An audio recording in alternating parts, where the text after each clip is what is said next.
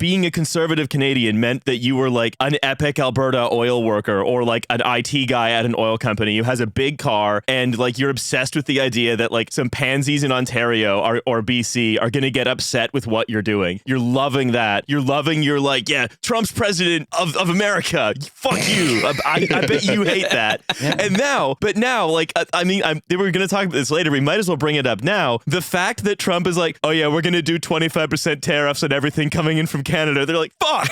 Yeah. I met this guy in Japan. I met a Canadian guy exactly like this. We were in a bar, and then you do that thing where they're like, oh, like, you're both English speaking. Why don't you talk to this man? Because it's a very small bar. And he's kind of normal for a bit. And then he starts talking to me. He's from Alberta, of course. And then he's like, yeah, man, I'd vote for Trump if I could. And then I'm like, but you can't because you're Canadian. And then he starts telling me about all of these like guns that he's bought that are illegal specifically to protest gun control. And I'm like, but it's not gun control in Canada. You just never had guns. Like this isn't like a new. What are you? You're protesting gun control in a different country by doing stuff that I presume if Britain is anything to go by is so illegal. Like the ultimate Canadian conservative thing is thanking an ICE guy for his service while he picks you up because you illegally immigrated trying to do January 6th. That's the ultimate Canadian conservative move. It's so fucking ridiculous. They call that the Maple DeSantis. Yeah, it's because it's, especially as it is now, it's largely an outgrowth of the hydrocarbon industry in Alberta. Like the whole, like most of the funding for it is from these oil companies. Its political base is people who live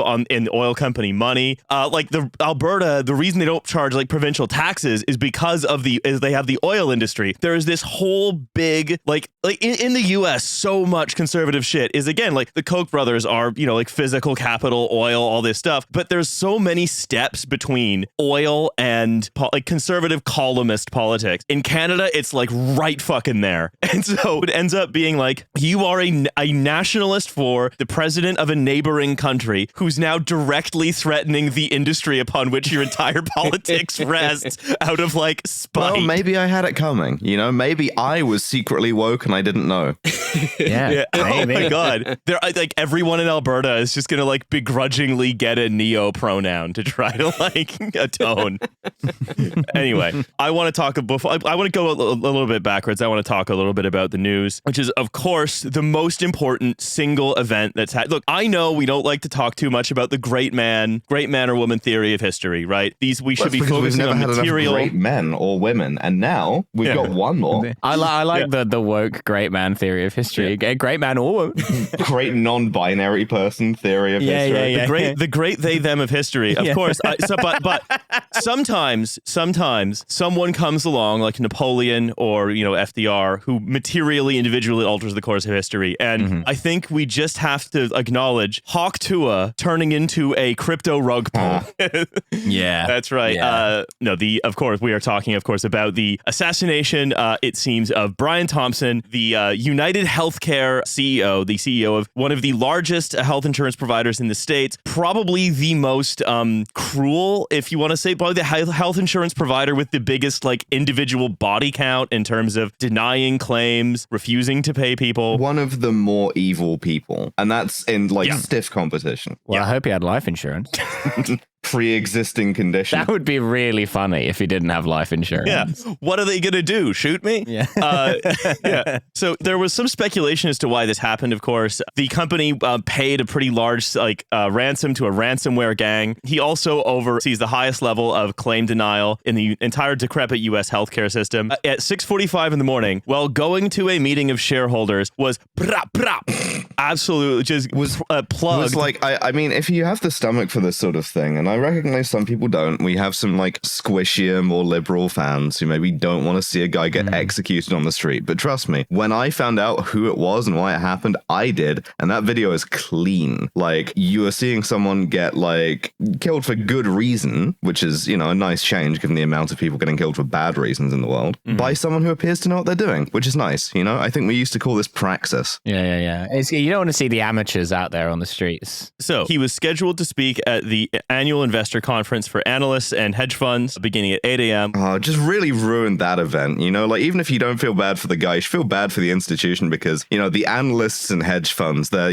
missing an angel tonight. Yeah, they're missing their favorite act. They were like, oh, he's not going to speak, but I love his little routine. No, the stock went up. So I guess he wasn't doing that good of a job. I mean, I guess like shit. Okay, the market corrects for this stuff after all. Yeah, maybe analysts were just like, look, he didn't deny enough claims. Like they call it dead man's shoes, right? We needed to get someone else who was going to be in. Someone's got to go get that guy's shoes. Yeah, I'm the right. dumb guy who works at United Healthcare.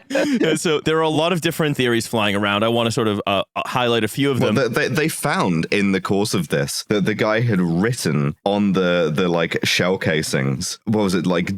Deny, Delay, defund. defend. Yeah, exactly. All the shit that insurance companies do to not pay your healthcare insurance. So I think that's a pretty clear motivation. I think this is a sign that, you know, whoever it is, you know, as yet on court, and, you know, I hope they remain that way, was sort of looking into the camera and saying that they were the exact same kind of communist that I am. I feel pretty good about this. What I'm surprised about is that this just doesn't happen more, given that the United States is a country that is suffused with guns, that is high and soaring inequality. You know, these are like the conditions that tend to cause political instability against like, you know, named elites. So the other thing though, right, is, you know, maybe he was a disgruntled policyholder or the relative of someone who was, you know, basically killed by neglect by United Health. Well, the thing about like United Healthcare is they disgruntled a lot of people. They gruntled very few people because it's a fundamentally disgruntling business model. Columbo's going to have to go and interview 50 million people. Yeah, because like even if you have like a good experience with your health insurance company, right? That's in relation to someone getting sick or injured, and that's something that you want the profit motive far away from, right? You're never going to say, "Oh, hey, this guy, you know, took my money to pay for my chemotherapy," but like he did it in a really nice way, so I couldn't fault him for that, you know? The other thing to note is United Health is the worst offender for getting sort of large, dubious payments from the government Medicare Advantage program. So maybe he was just trying out for a job at the Department of Government Efficiency. Maybe he wanted to work for Elon Musk. Only the top 1% of applicants will be considered. We're holding tryouts.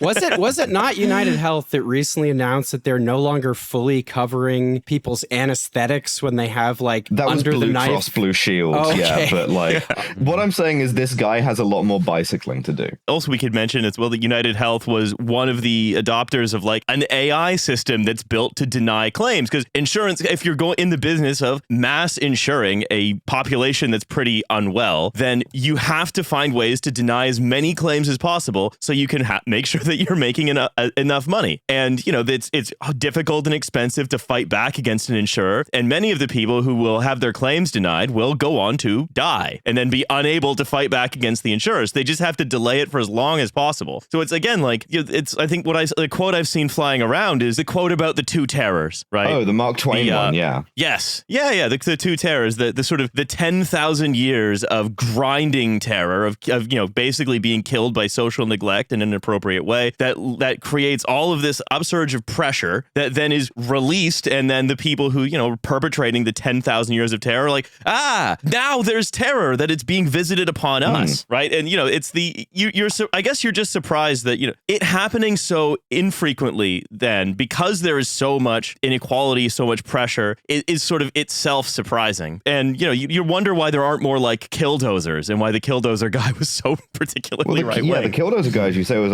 kind of like a right-wing libertarian. And I've been wondering about this too, why this has kind of been like the curious incident of the dog in the nighttime, right? Why this has happened so seldom, right? And I'm not sure that I have an answer. You know, the story with the killdozer guy, why he didn't succeed and why there haven't been like, I don't know, people working more, firmly within the killdozer tradition. Two reasons. One, he did like build a fucking tank, right? Like he turned a bulldozer into like a tank, and that's like not, I think that is like beyond the average person's technical abilities. I think he was like an engineer or something. But secondly, I'm pretty sure Ronald Reagan died like a few hours into his rampage. So then the news just became that. And it was not until the Netflix documentary that he got his due as one of like the weirdest kind of spree shooter adjacent people in American history. He starts his spree and then Reagan dies and they're like, good work, 47, now head for an You'd you'd really hate to be doing Canadian Killdozer and then like the American president mentions Canada and you are unable to get any more coverage. You're like, oh my god, you're too busy soy facing in your Killdozer. Yeah. Do you mind if I bulldoze the rose bushes in front of the parliament here? Would that be a problem?